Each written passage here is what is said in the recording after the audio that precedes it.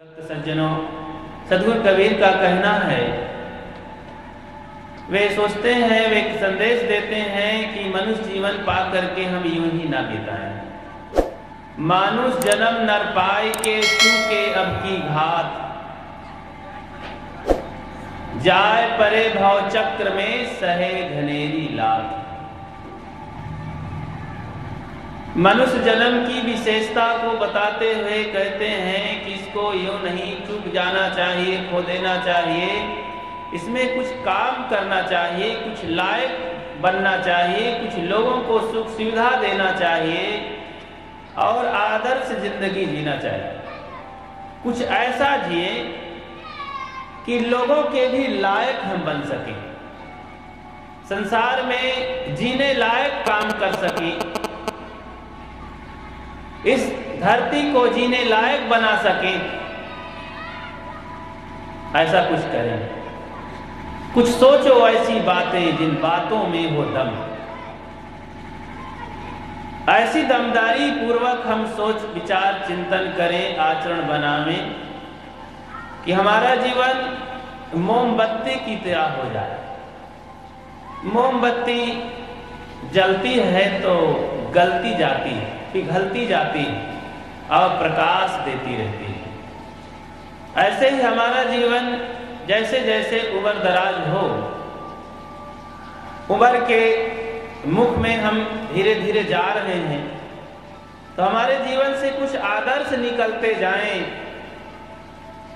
सही अच्छी सीख निकलती जाए कि हमारे बाल बच्चे, भावी पीढ़ी के लोग उसको याद करके अपने जीवन में कुछ सीखने का प्रयास करें। जिंदगी ऐसी जियो जिंदा रहे दिल साथ, तो ना रहे दुनिया में तो दुनिया को आए याद तू।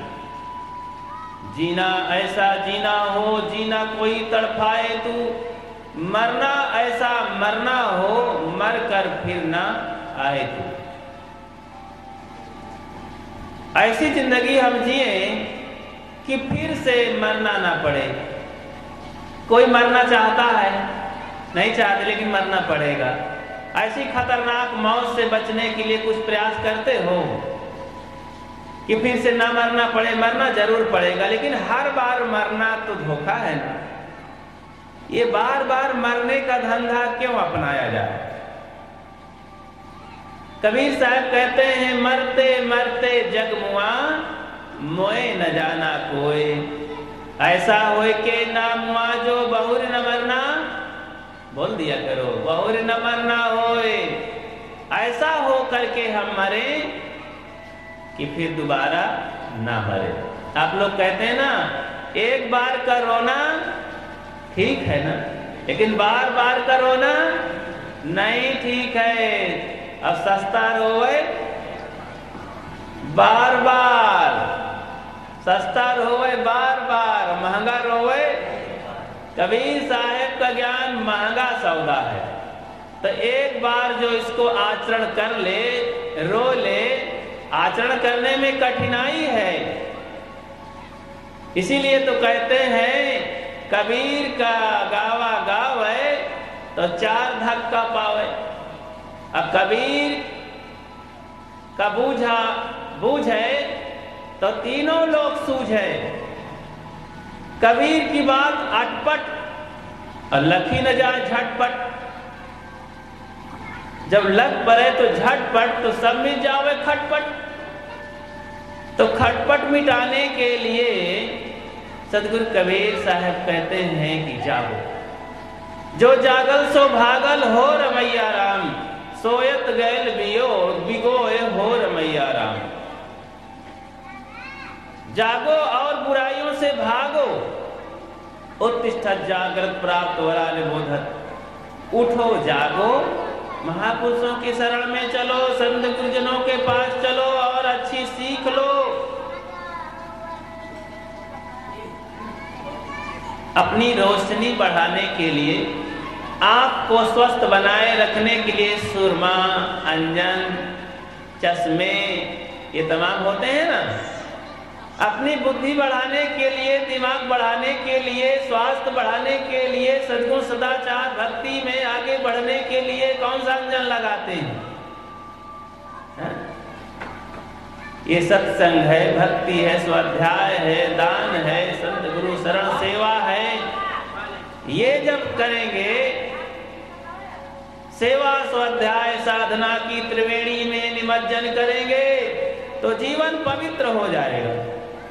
त्रिवेणी एक है प्रयागराज, जिला कहो, अभी तक तो जिला नहीं कहते थे, केवल त्रिवेणी को प्रयागराज कहते थे ना।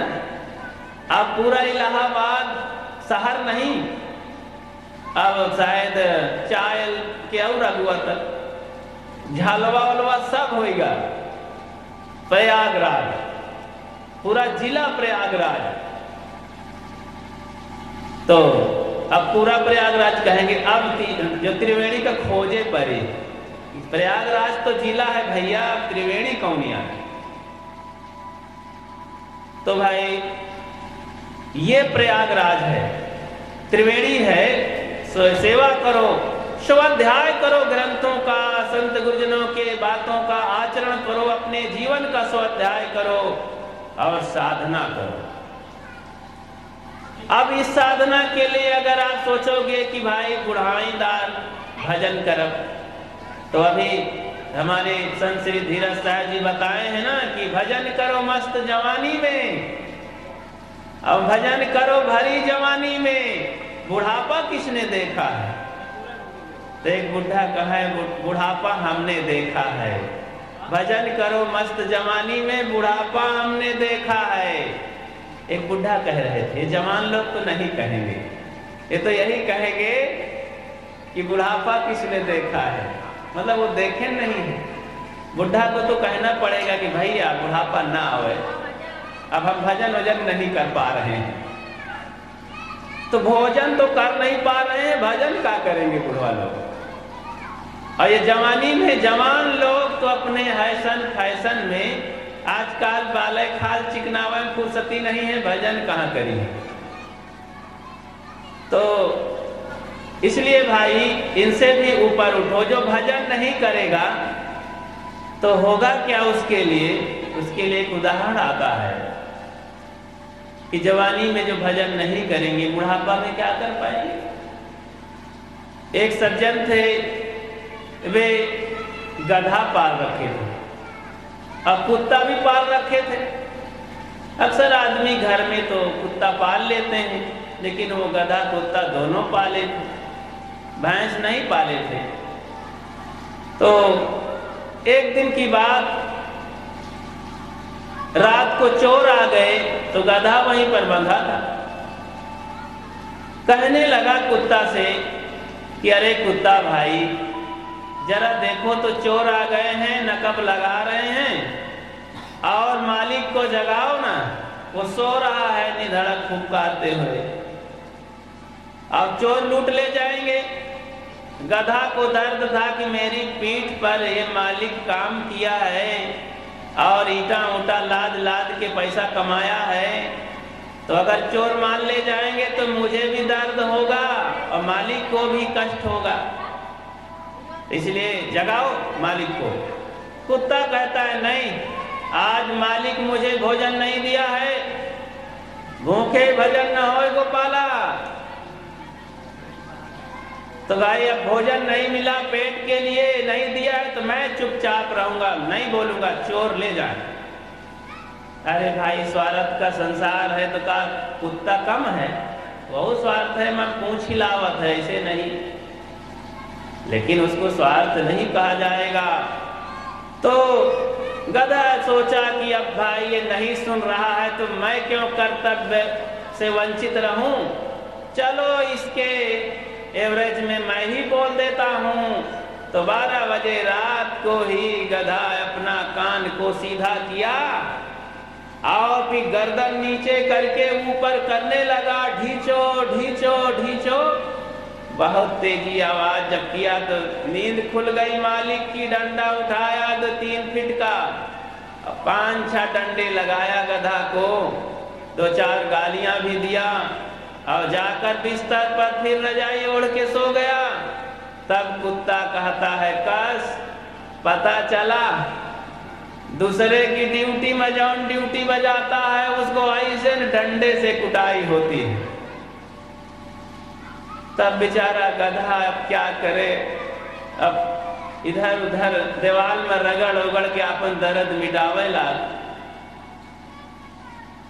ऐसे ही जो लोग अपने बच्चों की ड्यूटी करते रहते हैं, नाती की फिर ड्यूटी करते हैं, फिर पनाती की करते हैं, भजन भक्ति के लिए कोई समय नहीं है, कोई उनके लिए पीड़ा नहीं है, कोई मेहनत नहीं है। तो जैसे वो गदहा कूटा गया है ना डंडों से, वैसे इनकी कुटाई होगी भाई, इसमें कोई मुलहजा नहीं है। इसीलिए भजन करो मस्त जवानी में, अपन ड्यूटी उटी पूरा करके नहीं मन लगा, गृहस्थी में प्रवेश कर ही गए हो, बच्चे आ ही गए हैं, तो पाल पोस के उनको भी आओ शादी कर दो और भी कमाना उमाना सिखा दो, कमाए खा ला गए और भजन करो कुछ समय निकाल के। अब नाती खिलावे के चक्कर में न पड़ो, कहो ड्यूटी दे हो, ऐसी बात नहीं, खिलाए उलाए ले हो। लेकिन अब फिर नाती को भी पाल पोस के फिर पुत्र वधू ला दिए, अब उसके भी बच्चे हो रहे हैं, तब भी बुढ़िया फुर्सत नहीं पा रही, न बुढ़वा फुर्सत पावे, भजन के लिए टाइम नहीं है। ऐसे लोगों को इतनी मार पड़ती है जैसे गधावा कूटा गया है। तो ये मोह और ममता को जरा हल्का करके भजन में मन लगाओ, जीवन सुधार करो, कुछ दोष दुर्गुण छोड़ो। ये जीवन मिला है भजन के लिए, मानुष जन्म नर पाए के चूके अब की घात, जाए परे भव चक्र में सहे घनेरी लात। ऐसे लोग भवसागर में पड़ करके बहुत बुरी मार से पीटे जाएंगे और दुख पाएंगे। ये मार और घनेरी लात क्या है? ये दोष दुर्गुण, चिंता, फिक्र, शोक, संताप, और ये कहना चाहिए सीधा नरक में डूबे हैं और डूब जाएंगे। इसलिए भजन करो। भजन है बुराइयों का त्याग करना, भजन है बुराइयों से भागना, भजन है साधु संगत करना, भजन है अपने आप को निरीक्षण करो कि मेरे में कितनी कमी है, कितने सद्गुण आए, कि क्रोध काम लोभ कुछ घटा कि नहीं, मोह ममता घटी कि नहीं, मेरे में कुछ सज्जनता साधुता आई कि नहीं, सरलता आई कि नहीं, मेरे वाणी में कुछ संयम हुआ कि नहीं। अरे भाई घर गृहस्थी में ही जीते हो, बाल बच्चों के बीच, भाई भाई के बीच कुछ सरलता, कुछ प्रेम एकता स्थापित हुई कि नहीं। हमारा घर नरक है, उसमें जरा स्वर्ग स्थापित करें, स्वर्ग भी हम बना सकते हैं। घर जब नरक बन सकता है तो क्या स्वर्ग नहीं बन सकता है? ये जीवन जब हम नारकी बना सकते हैं तो स्वर्ग ही नहीं बना सकते क्या? स्वर्ग भी बन सकता है। जब हम दुर्गुणी बन सकते हैं तो क्या सद्गुणी नहीं बन सकते क्या? जब बेईमान, दगाबाज, चोर, उचक्का बन सकते हैं तो क्या सज्जन, साहूकार और दानी धर्मी नहीं बन सकते हैं क्या? बन सकते हैं। जब हम दुखी बनते हैं तो क्या सुखी नहीं बन सकते क्या? बन सकते हैं। इसलिए इन पहलुओं पर क्यों नहीं आते हैं? जीवन के जो अच्छे अच्छे पार्ट्स हैं उनको लेकर लगाओ, अपने जीवन में फिट करो, ते जीवन की गाड़ी बहुत सुंदर, बहुत तेज रफ्तार युक्त हो जाएगी। बहुत महंगी गाड़ी है ये, इसलिए इसको यूं ही ना खो दिया जाए भाई। जीवन को सुखमय शांतिमय जीने के लिए भक्ति भजन एक रास्ता है, जीटी रोड है, साफ सुथरा रोड है। अच्छे संत गुरुजनों की संगत करें। संतों से हमें वो चीज मिलती है जो दुनिया से नहीं मिलती है, वो खुराक मिलती है जो दुनिया वाले उस खुराक को नहीं देते हैं। दुनिया वाले तो सब हमको शरीर की सुविधा के लिए, शरीर के भोजन के लिए, शरीर निर्वाह के लिए ही युक्तियां बताते हैं, सामान देते हैं, सुविधा देते हैं। तो क्या इतने में ही सब पूरा हो जाता है? ये तो सब अधूरा है। आधी समस्या का समाधान है, पूरी समस्या का समाधान होना चाहिए। तो आधी समस्या का समाधान इन भाई बंधु माता पिता घर परिवार नाथ गोद से कर लो मेहनत करके। आधी समस्या का समाधान संत गुरु सत्संग से करो, साधना से करो। ये शिक्षा दीक्षा से, तमाम शिक्षा से, स्कूलों की पढ़ाई से आप बाहरी जीवन जीने की सुविधा पाते हैं, बाहर से कुछ जागरूक हो जाते हैं। भीतर से जागरूक होने के लिए हमें दीक्षा की जरूरत होती है। दीक्षा मिलती है संत गुरुजनों से, चरित्रवान पुरुषों से। इसलिए सभी नर नारियों को चाहिए शिक्षा भी ग्रहण करें और दीक्षा भी ग्रहण करें। शिक्षा शारीरिक जिंदगी के लिए सहयोग देती है, दीक्षा मानसिक जीवन जीने के लिए सहयोग देती है, मानसिक समस्या का समाधान है। इसलिए दीक्षा हर नर नारी को लेना चाहिए। आज कोई संत गुरुजन कहते हैं कि भाई सबको दीक्षा उपदेश गुरु मंत्र गुरुमुख होकर रहना चाहिए, तो कहते हैं हम मन भक्ता है, एक सरल आदत बन गई है। एक और आदत बन गई है कि वो शायद मांस नहीं खाते हैं, शराब नहीं पीते, कहते हैं हम महाराज कुछ नहीं खाई पी दिया। तो समझे में थोड़ा सा बहुत जल्दी समझ में आ जाता है कि क्या कहना चाहते हैं, क्या कहना चाहते हैं। कहते हैं हम कुछ नहीं खाई पी, ऐसा फिर घुमाए के पीछे जाते कि दाल भात कुछ नहीं खाते, वैसे दिया था। अरे कहाँ नहीं, उन तरह के,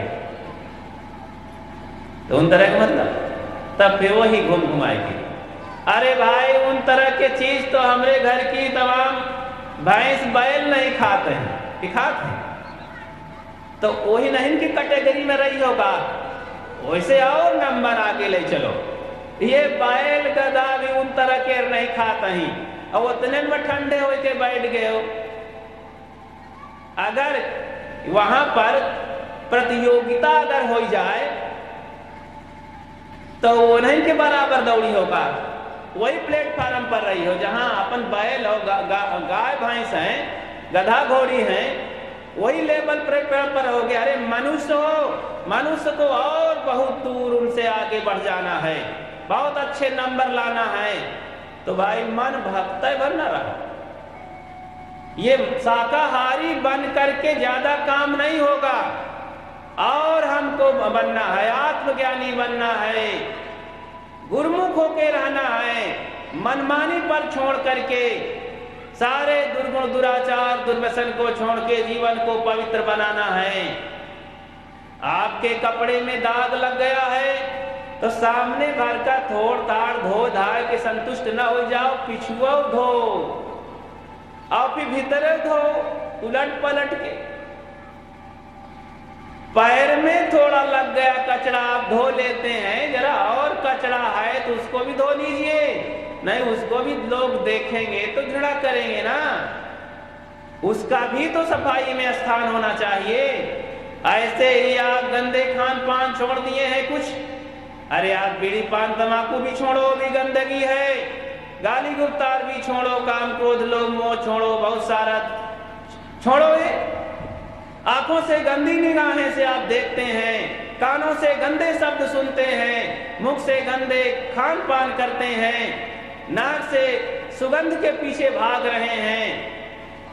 ये सब चीजों की आदत है, ये गुलामी है मन इंद्रियों की। इन सब से बच करके आप आगे निकल चलो। आज भूत भवानी भौर और टोना टम्मर जात पात के चकचड़े में घुसे हैं, पड़े हैं दलदल में। इन दलदल से और कचड़ों से ऊपर उठें और आप इंसान बन चले, परमात्मा के योग्य हो चले, तो आपका घर, आपका जीवन, आपकी जहां जगह है वहीं स्वर्ग आ जाएगा। आप निर्मल जीवन जीना हो जाए, आपका जीवन हो जाएगा। इसके लिए सद्गुरु कबीर कहते हैं, कबीर मन निर्मल भया जैसे गंगा नीर, पीछे पीछे हरि फिरे कहें कबीर कबीर।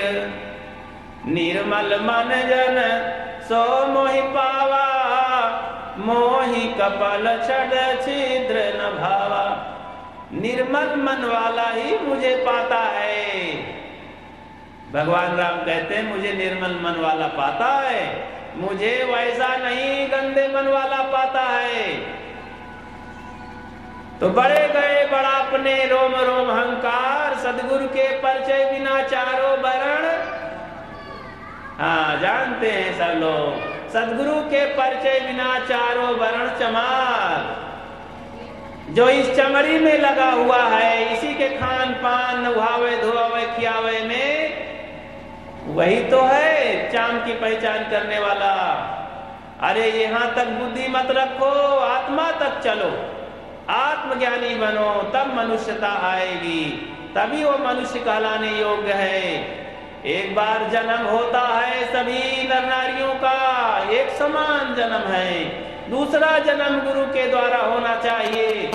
मानवीय संस्कारों का जन्म, उसे द्विज संस्कार कहते हैं। दोबारा जन्म हो और तब वो इंसानियत का पाठ पढ़े, धर्म का पाठ पढ़े, भगवत पाठ पढ़े और जीवन को मुक्ति शांति की ओर ले चले, तब उसका दोबारा मरना नहीं होगा। फिर ऐसा वो पक जाता है, ऐसा साफ स्वच्छ हो जाता है, सारे पाप उसके भस्म हो जाते हैं। तो वही तो भगवत स्वरूप साफ पाक और वैकुंठ धाम में फिर निवास करता है। वैकुंठ कहते हैं जहां पर कौनो कुंठ ना हो, कुंठा गांठ। अब गांठ है पीड़ा देती है, थोड़ा होगा गांठ बहुत पियोगा निकाल दिन जाती। अब गांठी हो गए रस्सी उसी में तो वो बड़ा झंझट है। तो मन में गांठे हैं तो सारी गांठें निकल गई, सारा पाप निकल गया, सारा दोष दुर्गुण निकल गया, उसे कहते हैं वैकुंठ। तो ये मन हमारा वैकुंठ धाम में हर समय निवास करना चाहिए। वो गुरुमुख ज्ञान में जीने वाला इंसान होता है। साधना करो तो साधना करो, सारी आदतों गंदी आदतों को छोड़ करके अच्छी आदत बनाओ, अच्छी जगह बनाओ। सदगुरु कबीर का यही कहना है, प्रेम से जियो, साधना में जिंदगी जियो, सद्गुणी सदाचारी बनो, पवित्र आचरण रखो और प्रेम से। प्रेम बहुत बड़ी साधना है बंधुओं। घर में प्रेम पूर्वक अगर आप जिएंगे, मोह पूर्वक नहीं, मोह बहुत खतरनाक चीज है। मोह सकल व्याधिन कर मूला, तैते पुण्य उपजय बहु शूला। मोह सभी व्याधियों सभी दुखों की मूल है। सारा ये दुख मोह के रास्ते से आता है। संसार में जितना भी दुख है मोह से आरंभ होता है। उसकी जड़ बहुत मजबूत है और उसको जानने के लिए संत गुरुजनों के पास सीखना पड़ता है। ये बहुत बड़ा मनोविज्ञान है। इस पाठ को सब लोग नहीं पढ़ सकते हैं। इसको पढ़ने के लिए जन्म जन्म के पुण्य संस्कार चाहिए। कहा गया है कि पुण्य पुंज बिन मिलहि न संता, बिना पुण्य की कमाई के ढेर कमाई के संत नहीं मिलते हैं और बिना सच्चे संतों के ये ज्ञान नहीं होता है। गुरु बिन ज्ञान न उपजे, नहीं अज्ञान विनाश। बिना गुरु के ज्ञान उत्पन्न जीवन में नहीं होता है। कौन सा ज्ञान? आत्मज्ञान। आत्म ज्ञान बिना नर भटके, कोई मथुरा कोई काशी, पानी में मीन प्यासी। तो आत्मज्ञान की जरूरत है बंधुओं, इसलिए मेहनत करो। ये खाए पिए खिलावे में सब लोग खेल नाटक में समय न बिता दें। जबरदस्ती पकड़ करके इस मन को और थप्पड़ लगा करके इसे, इस बदमाश मन को साधना में लगाना है। ध्यान चिंतन में लगाओ, पूजा पाठ में लगाओ, कुछ करो घर में। इसके लिए कुछ समय निकालो, 10 मिनट 20 मिनट 25 मिनट घंटा 2 घंटा समय निकालो। आप 24 घंटे में जरा हिसाब लगाओ कहाँ समय निकालते हो। इस भाग दौड़ की दुनिया में आजकल तो बिल्कुल सब फ्री फैंड। ये नौकरी पैसा कौड़ी दाना पानी बड़ी मेहनत से कमा लेंगे, लेकिन धर्म परमार्थ सब फ्री फैंड। बोले ईश्वर का दर्शन करा दो, सीधे मुक्ति का मार्ग दिखा दो। योग जब तब समाधि और संयम अब लगाने की फुर्सत नहीं है। बड़ी तेजी से सब भग रहे हैं, खाने पीने की फुर्सत नहीं। बहुत तेजी से सब भाग रहे हैं, किसी को फुर्सत नहीं है। तो आखिर कैसे काम होगा? चाहत सुख दुख संग न छाड़ा, चाहते हैं सुख लेकिन दुख का मार्ग नहीं छाड़ते हैं। इसलिए बंधुओं, दुख के मार्ग को छोड़ करके शांत के मार्ग की तरफ आओ। और शांति है तो सब है, शांति नहीं तो कुछ नहीं। पैसे के बिना जेल बेकार है, पानी के बिना नदी बेकार है, अतिथि के बिना आंगन बेकार है, शांति के बिना जीना बेकार है, और सद्गुरु संतों के बिना पूरा जीवन बेकार है। तो अपने पूरे जीवन को क्यों रद्दी की टोकरी में डाल रहे हैं? क्यों जी रहे हैं बिना शांति के? शांति को कमाओ, शांति हमारी संपत्ति है, शांति हमारी धरोहर है। उस पूंजी को प्राप्त करो, उस पूंजी की रक्षा करो। शांति सभी संत गुरुजनों की धरोहर है, हमें दिए हैं। शांति भक्ति का रस है, उस रस को प्राप्त करो। उसी रस को पी करके मनुष्य अमर हो जाता है।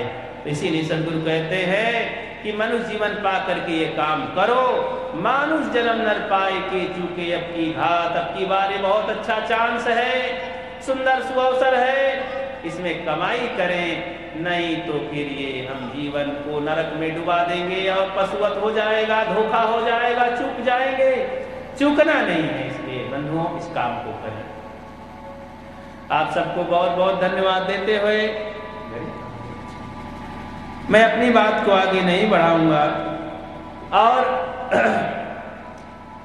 इस कार्यक्रम की संपन्नता की ओर चलूंगा, क्योंकि अभी आप सबको भोजन करना है, ठंडी का समय है। कितना अच्छा प्रकृति माहौल भी दिया। सबके मन में हो रहा था कि परसों कस के पानी बरस गया और हवा चलेगी तो आफत हो जाएगी ठंडी। हमारे मोहनलाल जी भंडारा ठान लिए हैं और राम बच्चन जी भी छुट्टी लिए हैं। इनको बड़ी तेजी से अब चिंता थी कि हम छुट्टियों ले लिए हैं ड्यूटी से, और अब कैसे हो। अब ये सब बहनी लोग इंतजार कर रही, बहुत दिन में दांव आया भंडारा का, सबको इकट्ठा होने का, ये भी चांस निकल जाए क्या। लेकिन सबका जाप ध्यान चालू, ये विचार अच्छा रहा कि हो सुंदर हो जाता तो अच्छा होता, तो हो गया। प्रकृति सब सुन लेती है प्रेम की पुकार को, तो अच्छा बानक हुआ, प्रकृति साथ दिया। ये अतिथि महोदय सब आए, सब सुंदर, सबका विचार सुनने को मिला। संत गुरुजन आए, बड़ा अच्छा लगा।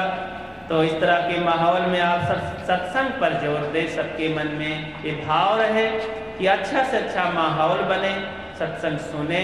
ये आत्मा की खुराक है, जीव की खुराक है, इसको पा करके जीव तृप्त हो जाता है। और ये दोनों खुराक यहाँ पर भक्त मोहनलाल जी किए हैं, भोजन और भजन दोनों। ऐसे अवसर में आप सब सहभागी बने और सहयोग किया करें।